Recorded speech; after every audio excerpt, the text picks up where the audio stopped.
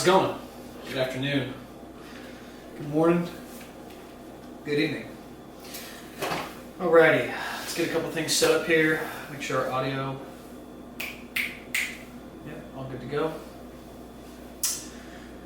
Okay, check. All right, and we are rolling. Thank you so much, everybody, for tuning in. If this is your first time listening, or if this is, your third, fourth, fifth. Yep, fifth. That would be the actual longest that you could have gone and watched. But thank you all so much, truly from the bottom of my heart for tuning in. If you are, the amount of support that I've gotten from this so far, again, has just been outstanding. Even just messages from people that I wouldn't expect to listen to, and even if only a few people really listen to the whole thing, and I'm by no means saying that you have to. It's really encouraging to see people take away lessons and things that some of my guests have said, and I can see them maybe opening up their eyes or opening up their perspectives to new ideas. And that's truly what this is for.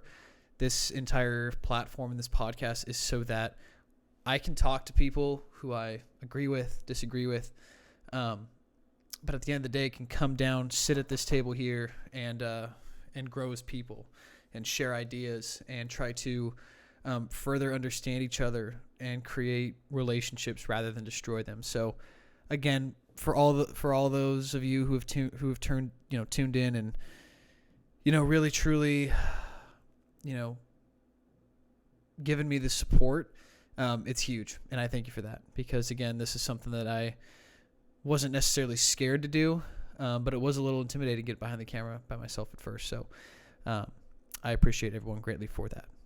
Today's episode is going to be a little bit different. This is actually episode number 5, and I think what I'm going to do is, for at least one episode a season, and every single season that we have on this podcast, there's going to be about 10 episodes. That's what I'm shooting for. I'm someone who's very organized, and I'm not going to say OCD, but I'm very organized to where I at least need that consistency. So I think every single season I'm going to have 10 episodes, and then after that I'm going to take a short 2-3 week break so I can find some new guests, find some new materials, change things up to make it even better for everyone, and then start up the second season. So this is episode number 5. So after this episode, I will have on about 5 more guests, and then we will go from there. I kind of just also wanted to do this one just because sometimes I feel like I just want to get out thoughts that I have on things, and this is a great outlet and a way to do it. So that is the plan. This episode is purely going to be me talking. I do not have a guest on today, but I do have a couple of outstanding people coming on fairly soon, so I'm really, really excited for that, and to have them on. And I'll also be opening some stuff up to those who follow on Instagram or on YouTube, and I want to take some recommendations too. So if anyone has, any people that they'd like to see on for me to interview and talk to, I'm going to open that up because I'd love to talk to some other people. So with that being said, and with this being the first official solo episode that we kind of have here, what I decided to do was do a quick review of the year of 2020. And kind of talk about some current events and kind of just what I see from it. Again, this is going to be a little bit different from the premise that I set almost right at the beginning of this podcast, where I said a lot of the time, I don't want to, impose my opinion every single guest that I meet. A lot of the times it's about asking important questions and trying to speak logically through those. But since this is just me today, I am going to be giving my opinion on certain things and kind of just, maybe adding just a little commentary on certain things that I found interesting from this year, or that affected me in some way, shape, or form. So that is what I'm going to be doing today. So what I found is actually, I found this website. It's called Time Graphics, and I need to find the actual person who created this timeline, because I cannot see Luke Wilson. There it is. It was updated 4 days ago. So I will be providing this link for anyone that needs it, and you'd like to take a look at it. It really just gives a really nice overview of the past year, And it's pretty cool because you can see a lot of the different events that happened. There's events pertaining to the pandemic. There's events pertaining to U.S. politics, global events, social or racial issues, key incidents from there. So I'm just going to do kind of just a quick recap, things that I kind of found interesting. I don't want to, make this an incredibly long episode. I'm shooting for 30, 35 minutes, but just want to give a little commentary and background on kind of what I've seen from this year, because a lot of these things, as I was looking through this timeline, there are some things that I totally forgot about, which is very interesting because I don't like forgetting about stuff. So, let's go ahead and get started. So we're now in 2021. However, we really just started 2021. And if we reflect back truly on the past 12 months, there are a ton of events that have gone on and transpired that, some good, some bad. I'm sure a lot of people would say a lot of bad. But hopefully looking through these, even if they're not discussed here, you can find some silver lining. I know I found a bunch of silver linings during this time. You just have to, life is what you make of it. So let's go ahead and get started here. So I'm going to go ahead and kind of start right here at January. I guess I'll kind of even plug this in. So this is a couple days before January 2020. So in 2019, at the very tail end, China first alerts the World Health Organization of a virus in Wuhan. A couple days later, that would be on January 11th. That's about a week and a half, 2 weeks later. The first coronavirus death is officially recorded. There's a lot of speculation out there and work from scientists trying to figure out if that was when the virus actually started. I remember early on, especially, there was a lot of talk of, did this virus even start before that in like the November area? And people thought they may have had it, etc. I don't know if we'll ever really know that. I hope we get down to the bottom of it. But that is kind of where we first kicked off, right? So that happened then. Other events in January, there was the Trump impeachment trial. As we know, that lasted for about 2 or 3 weeks after a lot of the work that they were doing, trying to figure out if he had abused his power and obstructed justice. Eventually came down to it, and he was acquitted on February 5th. So again, that's kind of just the process, regardless of how you feel about that. It lasted about 20 days or so, from January 16th to February 5th. That was a whole long thing with the Mueller report, everything like that. It feels like a lifetime ago that we even had to discuss that, but that was a reality. Also in January, let's see, Wuhan went on lockdown. First known cases are outside of Asia get reported. That would be the COVID-19 cases. Kobe Bryant unfortunately passes away with several others in a plane crash, helicopter crash. It's terrible. A lot of this, honestly, just looking at this, and again, I'm going to try to link this to everyone. You'll see how many other events kind of just happen that a lot of the time we don't even hear about. I mean, there's countless numbers of different natural disasters and loss of life that we probably, for the most part, you may have heard of it briefly, but a lot of it could even be news to you, because unfortunately there's so much that gets underreported or not reported at all, at least here in the United States. And if it does get reported, it's not on any, real mainstream media sources. So it's really, really hard to kind of get a good look at everything. So moving on to February, that is when the UK, actually it's at the tail end of January, UK is kind of poised to leave the European Union. That's Brexit going through here. Let's see. February is somewhat of a quiet month. There's some floods. There's some natural disasters here in the United States. Tornadoes sweep through Tennessee. One of the ones that really stands out, though, February 23rd, and I don't want to mispronounce his name. This is probably one of the first incidents that I looked at from last year that really opened up my eyes to a lot of things. And I say that for a couple reasons. And the event that I'm talking about in specific is the Ahmaud Arbery case. And this was the gentleman black African American gentleman who was running. He was jogging, confronted by two men coming out of the truck. This is probably a video that a lot of people have seen by this point, and they killed him. And this was something for me that really, really weighed heavy on my heart. It was truly hard for me to watch the video. I won't lie. It was so disheartening, so evil, and there's not a lot of words for it, truly. And it definitely made me feel a certain way. I felt a lot of things kind of watching that, even if I didn't really vocalize that. And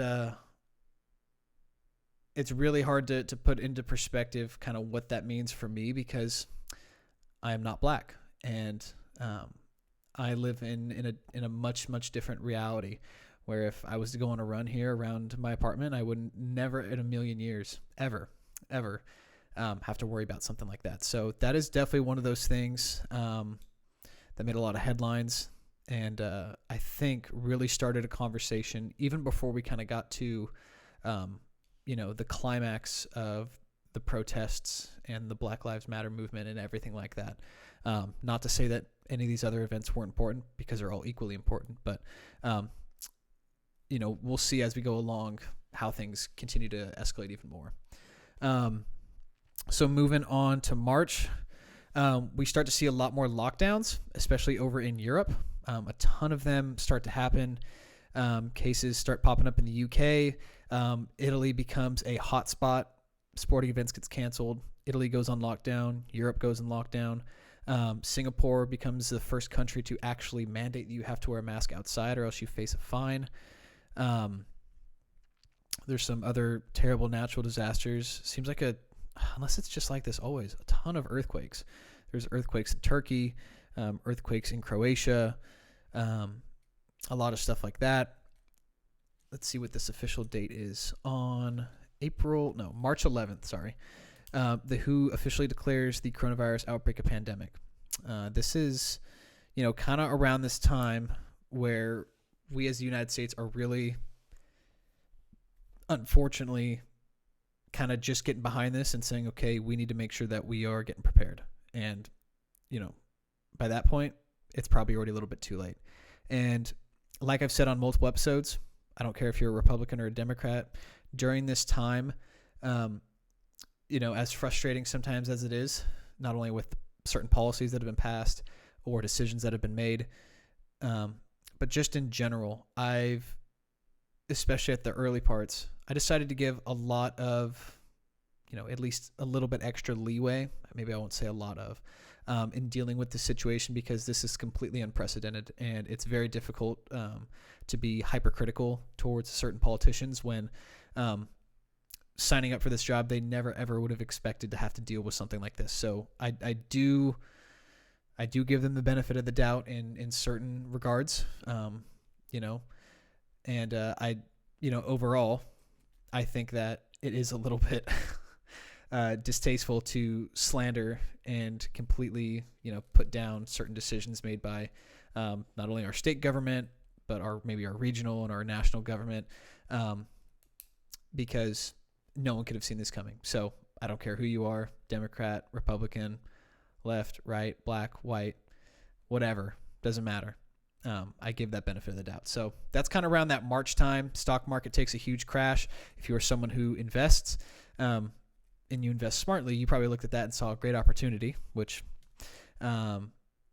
it's hilarious. Buy the dip is something that people say quite often when they are referring to that, and they are right. I mean, the stock market, let's see, they had actual figures here.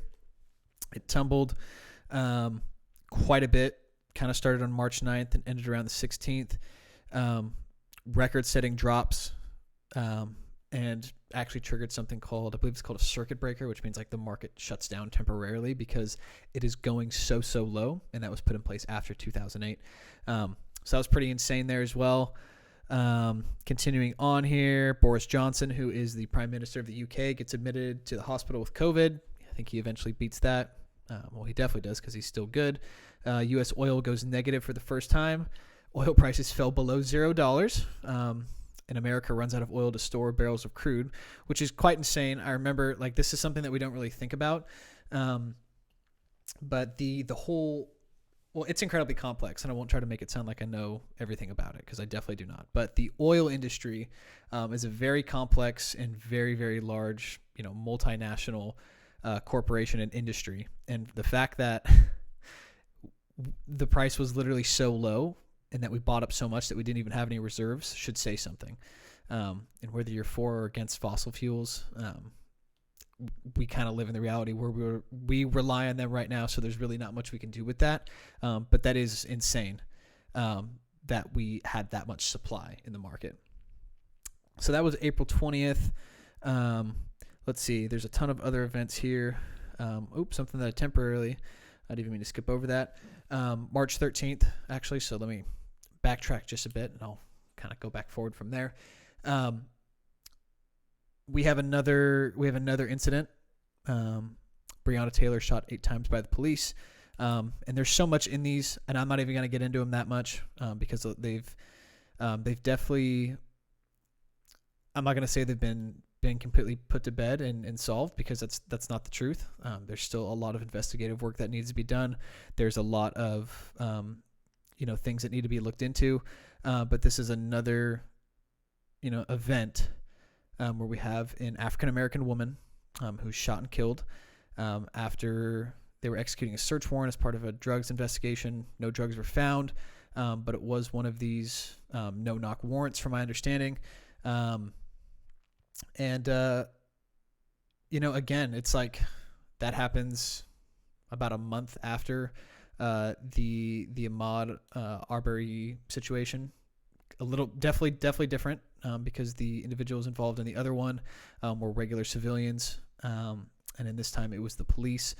However, I think the important thing to take away, and I don't think this is naive at all, is to say that we truly, truly need to allow the justice system to work its job.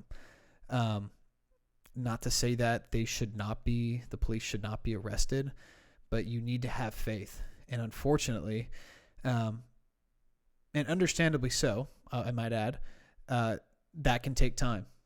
And I know some people would make a counter argument saying, well, it wasn't your family. It wasn't your brother, your sister, your daughter that got shot and killed. You would want that to action be taken immediately. And I'd say yes, but at the same time, you need to understand that we need to do things in a certain way, regardless of if you think this, the criminal justice system is set up properly or not. You need to have faith that it could work its job. And there are definitely circumstances where the criminal justice system is wrong and does need to be reformed. There are so many different parts that need to be reformed in this country, but I think we need to have enough faith in it to realize that, especially since we have, a due process of law and people who serve on civilian-led juries. We don't have just a single judge deciding right or wrong, no time in prison or the rest of your life in prison. We need to have faith in that. And I know that's really difficult to kind of say, and at least that's just me. But that's what I think. So that is in March. Moving on, like I said, going through April. What did we have here? Oh, there we go. That's a little bit easier to read. April, like I said, U.S. goes negative for oil. Kim Jong-un, everyone thinks he's dead temporarily. That's because no one has seen him for a while. The Pentagon releases UFO videos, official UFO videos, which really went over a lot of people's heads, because how do you miss that? And maybe not miss it, but that's kind of insane to think about, especially because, like, in any other year aside from 2020, we would have been like, whoa, what's going on? And that wasn't the case this year.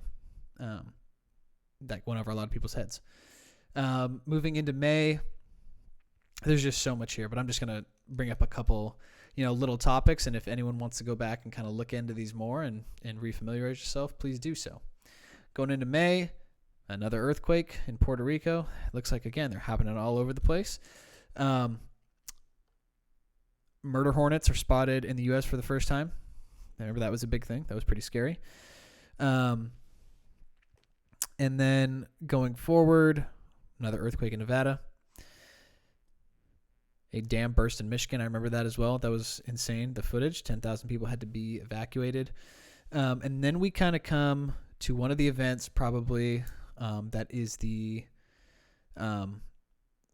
probably one of the highlights of last year, and not in a good way.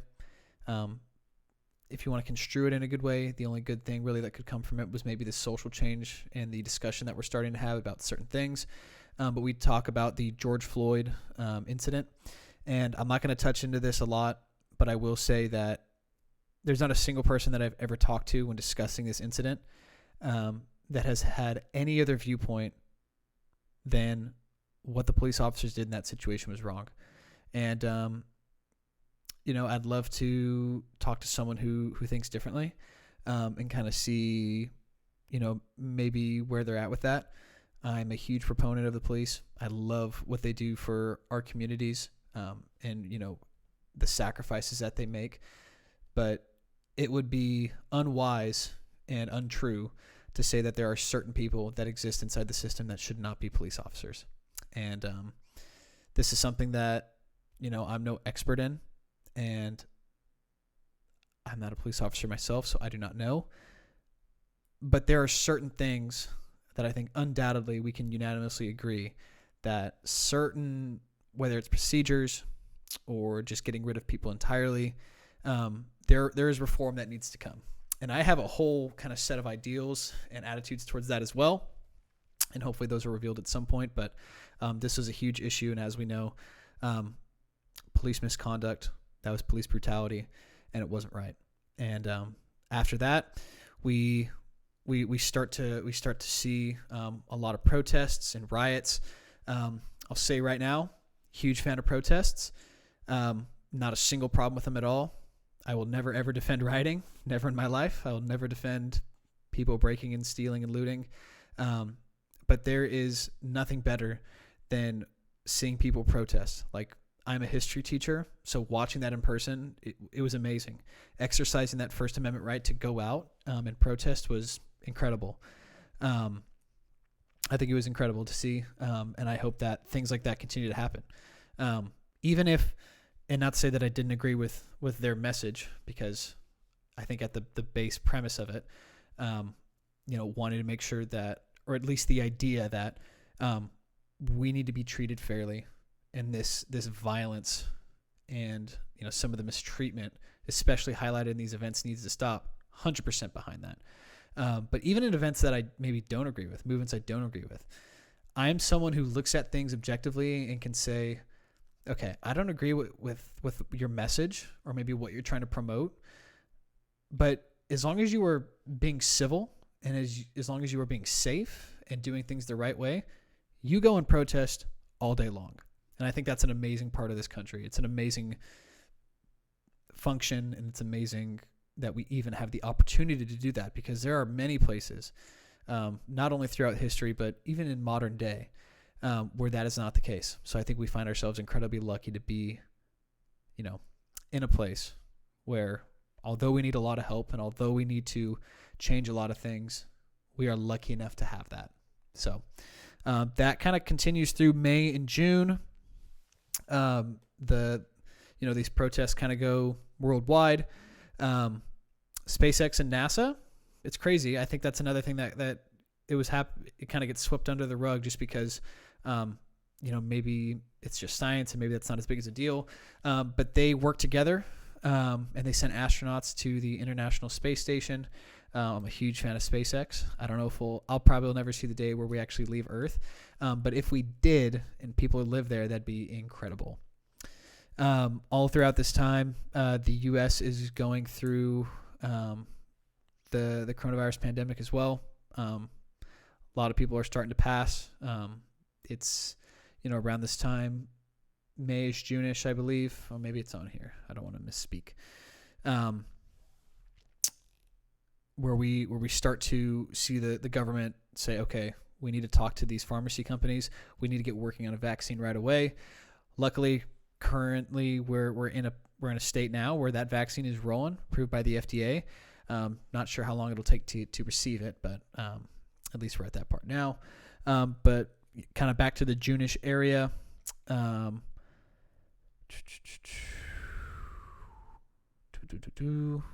Good old Chop, the autonomous zone in Seattle. Really, really surprised. True, if I'm being honest, very surprised that was even allowed to exist for as long as it did. And there's a lot of irony in that as well, and I'd love to get into that more, and we definitely will if need be, with someone. Coronavirus spikes everywhere. Remember, it looked like it was getting better for a little bit. California, we had a couple different systems, and that's a whole nother thing in itself. But at least here in Fresno, we went down a tier. Things started to pick back up. Now we had to get even more restrictive. Let's see. Still in June. Places going back under lockdown. Okay.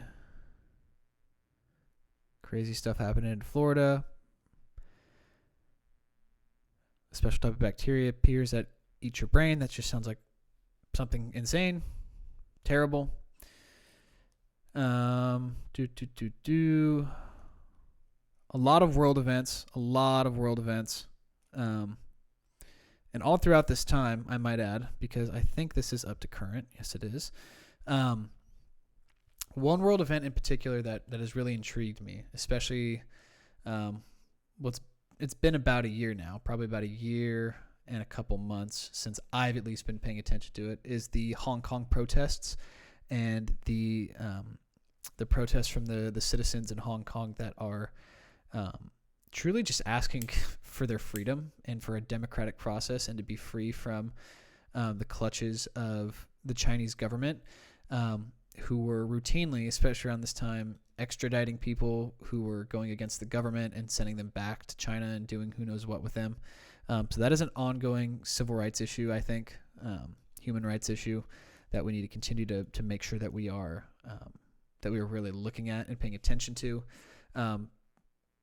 So that's just something that interests me, because they're so closely tied to a country, China, that is very much against that. So I think it'll be interesting to see kind of how that plays out.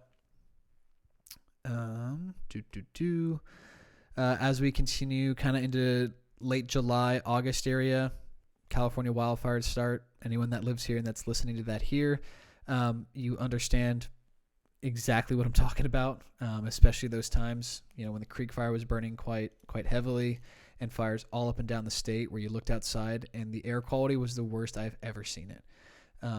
It's not, it kind of sucks. I'm not going to lie. It definitely sucks. But that's kind of the reality that we live in. That was happening. More protests starting in LA. They were going quite consistently for months and months and months. Let's see what this date is. On September 6th, that was the official day where in the city of Portland, there was 100 consecutive nights of protests. And there were a lot of people who were not being very smart and were, potentially becoming violent or hurting people, or damaging property, which I do not endorse ever. Like throwing firebombs into crowds. And setting a community member on fire. That's specifically from Portland. But the fact that they were even to do so for 100 nights, right? Because there are a ton of people who do that and they do it correctly. That's incredible. Again, that's like looking at that. I'm not going to say it's the American dream, but you could look at that and say, this is why America is the land of, this is why people want to come here, right? It's the land of opportunity. Because if you wanted to go out every single night and protest with hundreds or thousands of other people in order to spur a conversation or social change, you could do it, right? The government's not going to crack down on you as long as you are not hurting anybody or destroying property. Okay. Going through September, I got married, which was cool. It was amazing. Supposed to be, our actual big wedding, but that didn't happen. But we still got married nonetheless. Going down the line, that's an interesting statistic. And I'm going to choose this one specifically because, like I said, in this show, I am trying to bring people together. And I want to, regardless of if you differ on opinions or if you disagree with people, you can be civil and care for each other. On October 1st of last year, 2020, 61% of people said the United States is on the verge of civil war. I don't even know if it was that high during the actual Civil War. Not that they were really doing crazy polls, but like that's insane. The fact that you look at that and 61% said that we were nearing a second Civil War. 52% were also convinced that it is just around the corner or after the election. That they are putting away food and other essentials, and they're like becoming these ultra preppers, the people who. Which is why we ran out of toilet paper and all that stuff from Costco and etc. People were prepping just in case anything like that was to happen, which I think kind of just goes to show you how divided our country currently is. And I'm hoping that things start to get better. So that's in October. Trump gets coronavirus and then he beats it. But that was kind of ironic. That he went to a hospital with great care, everything. I don't remember his treatment plan. I thought it was actually remdesivir, the thing that he was, or hydroxychloroquine, whatever it was that he was toting so very early on. But I think that I could be wrong, and someone correct me if so. I think the hydroxychloroquine was shown to be effective, but only if taken kind of preemptively or like at the very, very early onset. And that really wasn't the case for most people. So I don't know. I could be wrong on that. Going through here. Let's see. I'll try to keep things mainly domestic from here on out because we only got a few minutes left. Okay, so we're going to kind of fast forward here onto the 4th. November 4th, that is. And for those of you that do not know, we're talking about kind of election day here. Declares early Wednesday. He declared victory against Joe Biden, which is interesting because I don't know how you can both simultaneously declare premature victory and also voter fraud. And this is just something that's crazy to me just because, one, overall, I think elections are incredibly secure. Especially in the way that they've done it. I think that I have enough faith and trust and hope in our system to where something like that would never actually happen, especially those that are responsible for counting votes. So that was a little bit outlandish because a lot of it seemed very, very baseless. The fact that President Trump was claiming that there was so much voter fraud. I don't know where that's coming from. That's not to say that I personally do not have opinions on certain, voting laws. And again, every state is different. But I think in general, and I don't know who necessarily would disagree with this. Okay, I shouldn't say that. Some people definitely may. But I think in order to vote, you at least need to be able to show some proof of identification. And there's been a lot of arguments against that. And at least that I've seen. No one has told me that directly yet. But I don't get what the harm would be in showing an ID and proving that you are actually who you say you are. I think if you want to ensure that you are someone and that you are counting a vote correctly, you need to ensure that they are actually presenting you with an piece of identification. Maybe it's not a driver's license, but maybe it's something from a list that you say, okay, this is me and I need to be able to do this. Because there are several states where, there may be loopholes and other ways to get around that. And that doesn't mean that people actually use them, but they could. So I think it should be kind of a national mandate to make sure that all of that is streamlined and consistent. And I know this year we had a record number of mail-in voters, which is awesome. Something I talked about on the last podcast episode with Kelsey and Justin. We were kind of going over voting stuff and how cool it was to see that many people out and voting, which was awesome. But just back to the point here. Odd that Trump was declaring victory and voter fraud at the same time. November 7th, Joe Biden is projected to win with the 279 electoral votes. and compared to Trump's 214. And there's been a whole, back and forth thing that, he was going to sue and, look into it and make sure that all the votes were recertified, blah, blah, blah. Possible COVID vaccine looks like it's going to be available on November 11th, right? Or that's when they said it'll be available potentially, or after that point, we have something in the works. Hopefully this will be ready, and we'll be able to actually roll this thing out starting in 2021. Great Britain orders the Moderna vaccine for 2.5 million people. So that was like really around that time where I started to get especially hopeful, right? Like early November, I'm looking at things and I'm like, okay, a lot of news that Pfizer and the Moderna one, right, and several other companies ramped up production. They're getting everything passed, and they had very, very large case studies, if I may add, that said this is a safe vaccine. We're going to be okay to do this, and then we're going to get to there eventually, but it gets passed by the FDA and certified. Trump continues to taunt election fraud. Again, not really based on anything. The UK approves the world's first COVID vaccine on December 2nd.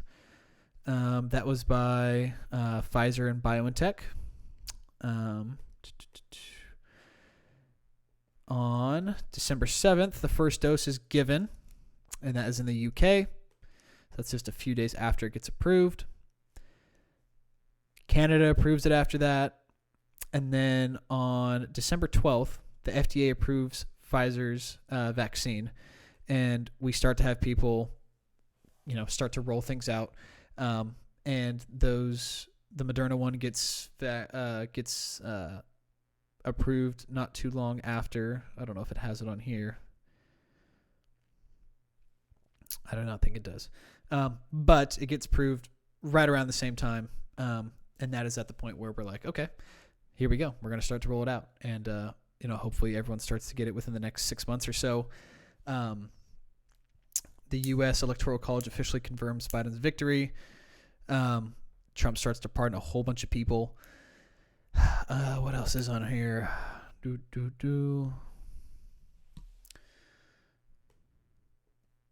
Oh, that's a new one. Actually, I didn't even know that. Scientists start trials on coronavirus antibody therapy to back up vaccine, which is very cool. I didn't even know that. And that took place on December 26th. So, and then kind of catching up to, I'll just almost do a little time skip here, right? So that's near the end of December. We are at the 9th of January, and we just had events a couple days ago that honestly, the actions themselves are frustrating and comical at the same time, but in reality, it's extremely disappointing to see the events and the behaviors taken by certain individuals at the Capitol. It's very, very frustrating, entirely frustrating. And again, just like the riots that took place, during all the peaceful, Black Lives Matter protests and everything, it's the wrong way to do it. It's the wrong way to do it. And the fact that, our president would egg that on and, say certain things, it's just frustrating, right? And hopefully, we come out of this on the better side. But it is incredibly disappointing. I'm not even going to go into that much because I know everyone has heard about it. Protesters storming the Capitol, pretty much taking it hostage. But like I mentioned, even though looking at it, it's embarrassing and frustrating and almost comical, saying, oh, are you serious? Really?